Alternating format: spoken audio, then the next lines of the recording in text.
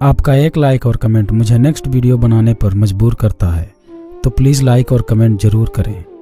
और अगर आप चैनल पर नए हैं तो चैनल को सब्सक्राइब करना ना भूलें और साथ ही में बेल आइकन को प्रेस करके नोटिफिकेशन को ऑल पे सेट करें, ताकि आपको हर वीडियो का नोटिफिकेशन मिलता रहे जैसे ही हम एक नया वीडियो अपलोड करते हैं। रवि और प्रेरणा की एक छोटी सी प्यारी सी गृहस्थी थी। शादी को 6 साल हो गए थे। मधुर संबंध और प्रगाढ़ हो रहे थे।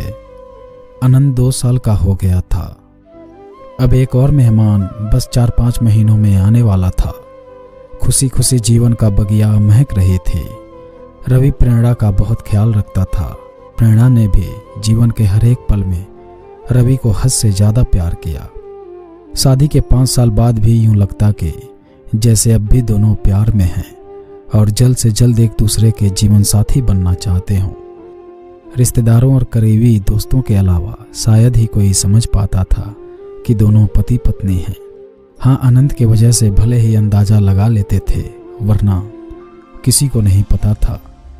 यूं तो रवि और प्रेरणा की शादी अरेंज मैरिज की तरह हुई, मगर सच यही था कि दोनों एक दूसरे को शादी से 3 साल पहले से जानते थे और एक दूसरे को बहुत पसंद करते थे।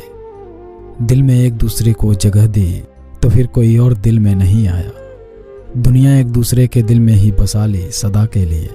सबके लिए एक नियत वक्त आता है और इन दोनों के जीवन में भी वो नियत खूबसूरत वक्त आया जब माता पिता समाज ने इन्हें पति पत्नी के बंधन में बांध दिया। जीवन आगे बढ़ा और प्यार भी। रवि और प्रेरणा के बीच हर तरह की बात होती। अमूमन पति पत्नी बनने के बाद ज़्यादा जोड़ों के बीच बहुत सारी बातें खत्म हो जाती है, मगर राजनीति, खेलकूद, देश दुनिया, साइंस, कैरियर, हंसी मजाक और भी कई चीज़ों पर इनके बीच सब कुछ पहले जैसा था। हंसी मजाक, ठिठौली, वाद विवाद, एक दूसरे की टांग खिंचाई, एक दूसरे को खास बातों पे सलाह देना, साथ घूमना फिरना, एक ही प्लेट में खाना, एक दूसरे का इंतजार करना, सब कुछ बहुत प्यारा था रवि और प्रेरणा के बीच। ऐसा नहीं है कि रवि और प्रेरणा के झगड़े ना होते हों, होते थे, मगर वैसे ही जैसे दोस्त लड़ते झगड़ते मुंह फुलाते और आखिर में वही होता, चलो छोड़ो ना यार, जाने दो, माफ़ कर दो ना, गलती हो गई, और दोनों एक दूसरे को गले लगा लेते थे। सब कुछ अच्छा चल रहा था, कहीं कोई कमी नहीं थी। जीवन की बगिया प्यार से सरोवर थी। फिर भी जाने क्यों कभी कभी प्रेरणा उदास हो जाती थी, पर अगले ही क्षण अपनी उदासी झटक कर मुस्कुरा देती थी। रवि कभी शायद ही उसके उदास पल को देख पाता, और कभी दिख भी जाता तो प्रेरणा कहती, कुछ नहीं, बस यूं ही। अनंत के साथ दोनों के जीवन और निरंतर कैरियर की प्रगति से दोनों इतने खुश थे कि कई लोगों के मन में ईर्ष्या भी पैदा हो जाती। हालांकि रवि और प्रेरणा के बीच भी कई सारे अंतर थे, जो किसी भी युगल में होना स्वाभाविक है, क्योंकि 2 अलग अलग परिवार, परिवेश और अलग शहर के लोग एक हो भी नहीं सकते। परंतु दोनों एक दूसरे के साथ बड़ी सहजता से हर तरह का तालमेल बिठा लेते थे। प्रेम चीज ही ऐसी है जो खुद का त्याग कर दूसरे को खुश रखने की कला सिखा ही देती है। मगर इन सब बातों के बीच एक ऐसी बात थी, एक ऐसी आदत थी रवि की, जो प्रेरणा कभी भी दिल से एक्सेप्ट नहीं कर सकी। हालांकि उसने बहुत कोशिश की।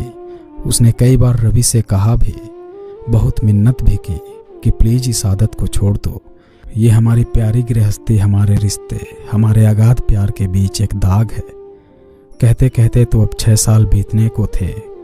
रवि ने जाने उस आदत को खुद त्यागना ना चाहा या उससे हुआ नहीं, ये पता नहीं, जबकि कहते हैं कि दुनिया में जिंदगी और मौत के अलावा बाकी सब कुछ संभव है। खैर, वक्त बीतता रहा। प्रेरणा ने अपने मन को ही समझा लिया।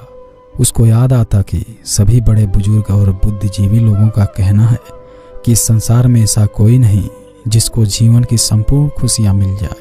महान गायिका लता जी के गीत सुन मन को बहला लेती। हर किसी को मुकम्मल जहां नहीं मिलती, कभी जमी तो कभी आसमां नहीं मिलती। वो सोचती, कोई बात नहीं, दुनिया में तो लोगों को ना जाने कितने गम हैं। मैं तो संसार की खुशकिस्मत लड़की हूँ जो रवि जैसा जीवन साथी है मेरा। यही सोच मन में उठती एक हल्की सी कसक को खुद अपने ही विचारों से रगड़ कर मिटा देती। मधुर पल और मधुर हो गए थे। नन्हे मेहमान के आगमन में बस 2 महीने की देरी थी। रवि जल्दी घर आता प्रेरणा को बहुत बहुत प्यार करता। अनंत भी खुश था क्योंकि उसको बताया गया कि मम्मी तुम्हारे लिए जल्द ही एक बहुत ही सुंदर गुड्डा या गुड़िया लेने जाएंगी जो तुम्हारे साथ खेलेगा भी, दौड़ेगा भी और बातें भी करेगा। अनंत को गोद में लिए रवि प्रेरणा के साथ बैठकर घंटों दुनिया जहान की बातें करता।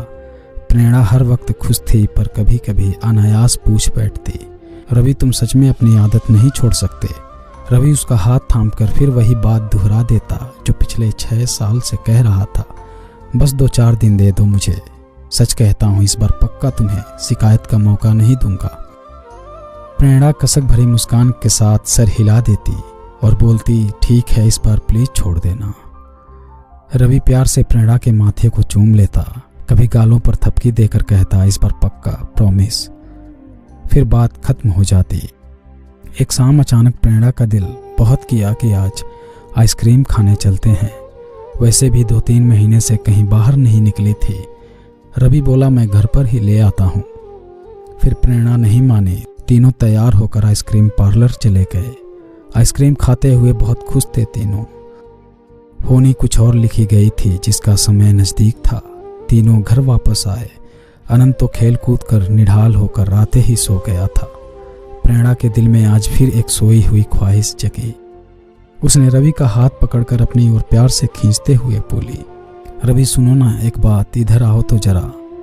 पर रवि ने पुरानी आदत के अनुसार हाथ छुड़ाते हुए कहा, रुको प्रेरणा, बस 5 मिनट, मैं अभी आया, बस अभी तुम्हारे पास ही आकर बैठता हूँ।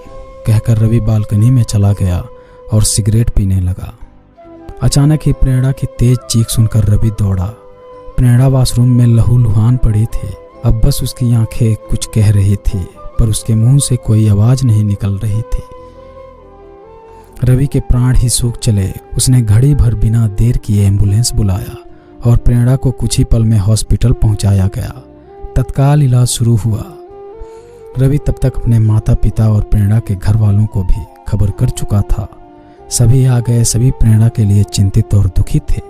उधर अनंत घर पर अकेला था।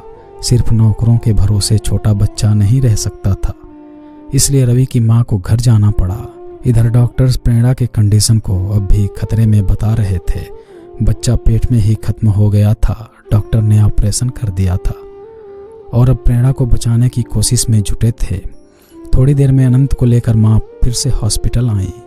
मां ने रवि के हाथ में एक पेपर देते हुए कहा, ये तकिए के नीचे रखा था, शायद अनंत के हाथ में खेलते हुए आ गया, कोई जरूरी चीज हो शायद, ये सोच मैं लेते आई। मां पढ़ना नहीं जानती थी, सो रवि पढ़ने लगा। उसने पहचान लिया ये प्रेरणा की लिखावट थी और जगह जगह स्याही ऐसे बिखरे हुए थे कि लग रहा था उसने रोते रोते ही ये सब लिखा है। अरे ये तो अभी शाम को ही लिखी है। क्योंकि प्रेरणा की आदत सभी जानते थे, वो कुछ भी लिखती है तो उस पर अपने साइन करके नीचे तारीख और समय भी लिखती थी। मतलब कि जब रवि थोड़ी देर के लिए सिगरेट पीने बालकनी में गया था तभी प्रेरणा ने इस खत को लिखा था। फिर रवि पढ़ने लगा। उसमें लिखा था, पता है रवि, जब प्यार में हम दोनों सरोवर हुए थे पहली बार, जब हम पहली बार अपने अपने दिल की बात एक दूसरे से कहने को मिले थे, जो शायद हमारे प्यार की पहली शाम थी, उस दिन हमने समुंदर किनारे बने उस कॉफी होम में समंदर की लहरों को साक्षी करके एक दूसरे से पूछा था कि हम एक दूसरे को ऐसा क्या दे सकते हैं जो सच में बहुत नायाब हो। मैंने कहा, पहले आप कहो रवि। याद है रवि आपने क्या कहा था? आपको तो शायद याद नहीं होगा, लेकिन मैं एक पल भी नहीं भूली उस बात को। आप ही ने कहा था रवि कि मैं तुम्हारे सांसों से अपनी सांसों को जोड़ना चाहता हूँ, बोलो दोगी मुझे ये तोहफा।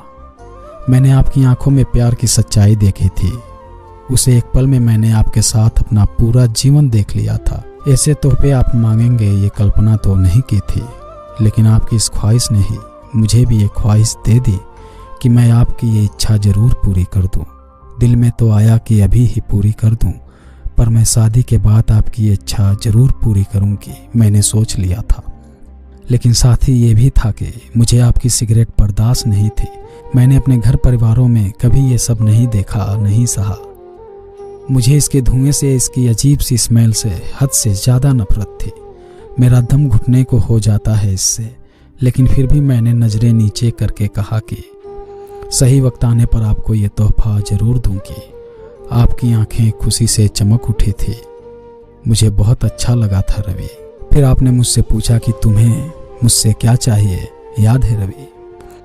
मैंने एक ही चीज़ मांगी थी। रवि, आप ये सिगरेट